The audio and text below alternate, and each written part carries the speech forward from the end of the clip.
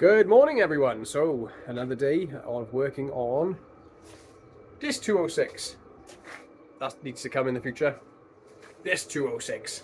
I'm gonna try and go look at that door lock module today, and also EML light has come back on again. So, got a bit of investigation into that. So I got the new lock module, or new second-hand lock module off eBay. Let's give it a go. Still haven't cleaned up any of the inside of this car, but I got lock module. And I just need to essentially remove this, put it there, and then we can have a look at why that module doesn't seem to think the door is shut. As far as I understand, this thing just essentially pulls out. They were right, and there should be a screw. It's like I knew what I was doing. One there, one there. One in there. That's particularly grim, isn't it? And I think this just pulls off as well. I don't think there's any more screws. Oh, there, and it should just pull out. I hope. Let's try. I believe these are T20s, and I got it right first time. Burn T20, dirt T20. Probably have to double with this with a bit of music because the diesel heater's on in the background, so unless you like a bit of white noise, it's noisy.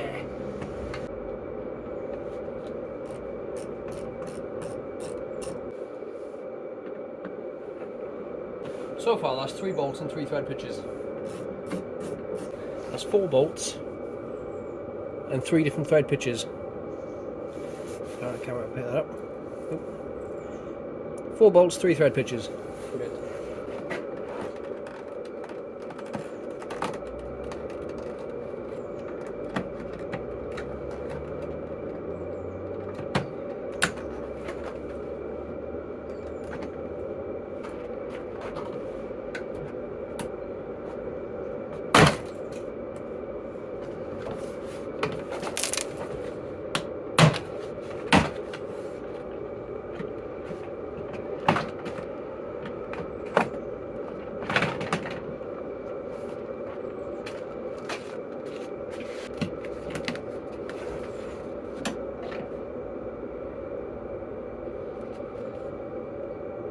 So I assume these 3 T30s. Now what's next?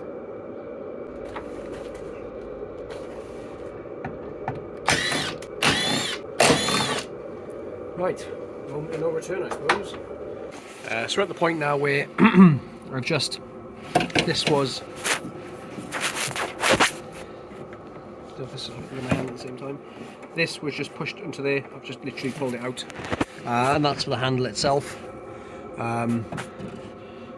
This looks like it maybe just slides out. This unclips, and let's understand how the rest of this works then. Maybe it's unclipped. Does that clip in? Yes, it does.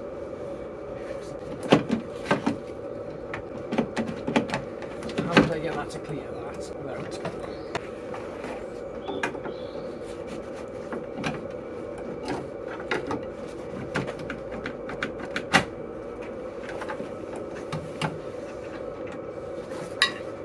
So on the, where the lock comes in, this is like a keeper. It keeps that in there. So we push that out, this comes out, and then this can come out. Makes it a little bit easier. Yep, that's one.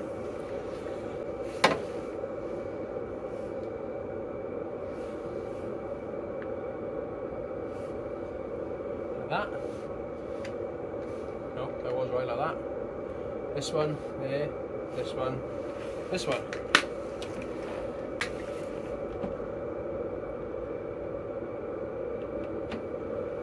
I think that looks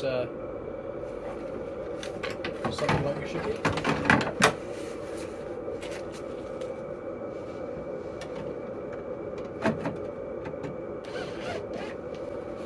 Right. Can anyone tell me if I've missed anything at this point? Because I think that is done.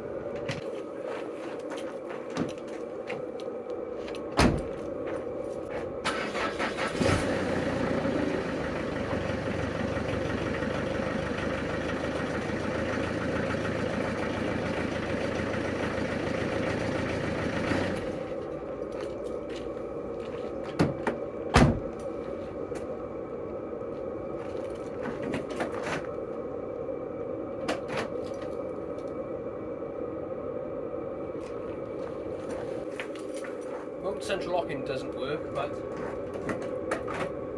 that works. But I think it now thinks the door is actually shut. So it's just a case of putting the door card back on. Maybe try and reattach some of this stuff with something. So what I've got is some aluminium tape from when we converted the vans. So I need to look at now whether there's maybe a learning procedure for the central locking, or I'm going to need Peugeot planning or something ridiculous, which is what I expect is going to happen.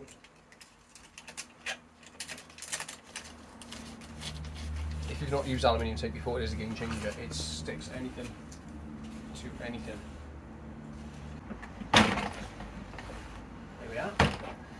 Much better.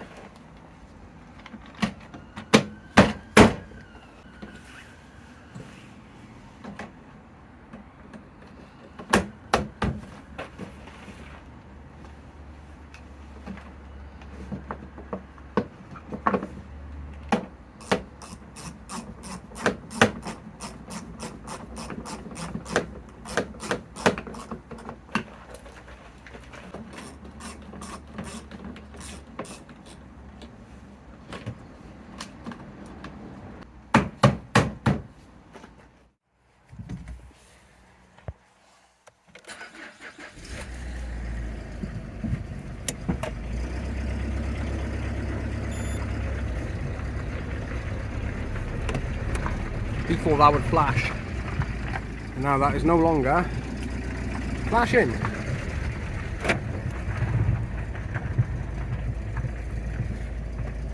Right, door done.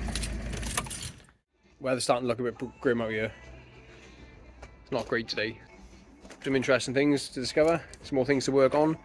Obviously he still thinks that the math is playing up, so I've got no loss of power this time, which is really weird. It's still full power, so I need to look at that. I need to pretty much trace the wiring back, I think, since there's intermittent fault. But again, it's something for another day, I suppose. I was just having a little browse and I tried to pull this bit of the wing back out slightly, and I completely missed this last time. So obviously plastic tab, plastic. Oh, what is this? So obviously when it's had a bump, they've obviously rigged that back together. That's not even attached. So I pulled that out slightly. I also do wonder if I got a leaking injector, because I'll put some screenshots on the video now where screen recording. I've checked the injector values, and one injector isn't performing as good as the others. Couldn't tell you at this point which injector it is. Number one, I don't know where French goes 1 to 4 or 1 to 4. Couldn't tell you. But that's just something to look into, maybe. Loading up the software here to check the values, I thought what I'd do first of all is check the live parameters around the math running data to see if it's actually registering figures. So I thought I'd jump into the actual live data and just do a bit of a log as we were going through to see what the actual math is saying, whether it fluctuates or there has a stuck value. So as you can see here, it seems to move, and when I rev the car, it seems to change as well. So it seems alright as far as I can tell. But then what I thought I'd do, I'll quickly check the flow rate of the injectors. You can see the top one is definitely overcompensating a lot more than it should be. Definitely a lot more than the others, so I think that that would be faulty.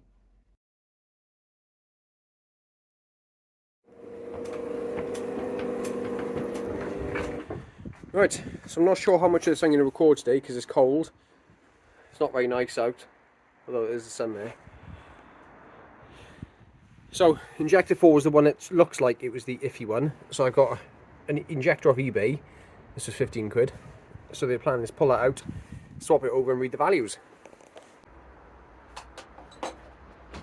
Though looking here, it does seem awfully wet around that injector. That's injector 4. Let's find out.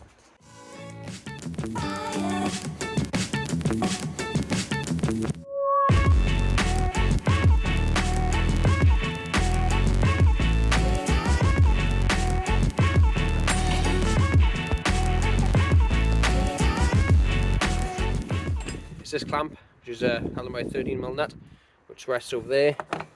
You undo that butterfly valve, and there's 17 mils to undo this and one there, which allows this to swing out of the way. So you should be able to now crack off that injector. Also, there's a 10mm nut, a 10mm nut, which holds the wiring harness on. So that's nice and easy. I just need to see if I got a spanner big enough now to try and crack that off.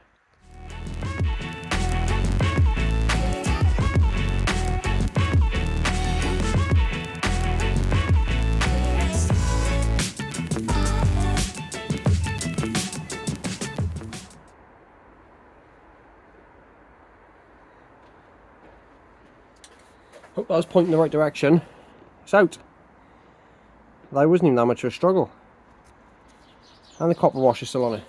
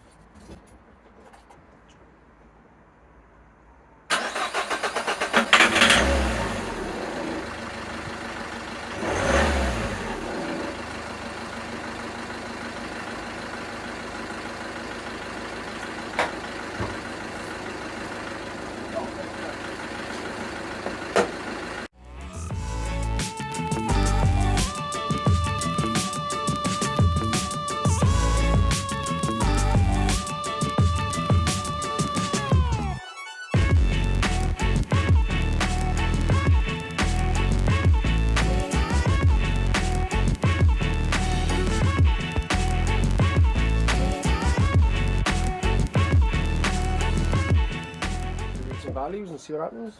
So again, at this point, we're just going to log back into the diagnostic software just to have a look at, see if we can see the live parameters after changing the injector to see if the injector is now showing a different correction value. So thankfully, it automatically picked up the car on the VIN number, which makes it a bit easier for us. We can go into a system selection by here, choose the diesel ECU or the engine ECU, and I think it's EDC15 is the one we tend to go for just for this one. Just because the sticker on the ECU says that as well, which makes it a bit easier. But you can go to read data stream, go on principal parameters 1, and during that then you'll be able to click on the injector flow rate correction 1, 2, 3 and 4. So as mentioned, it works 1 is closest to the gearbox, 4 being closest to the timing belt. French just do it slightly differently.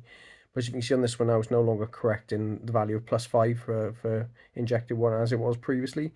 Injector 2 seems to have rose slightly, so I'll keep an eye on there, but definitely seems to have improved it.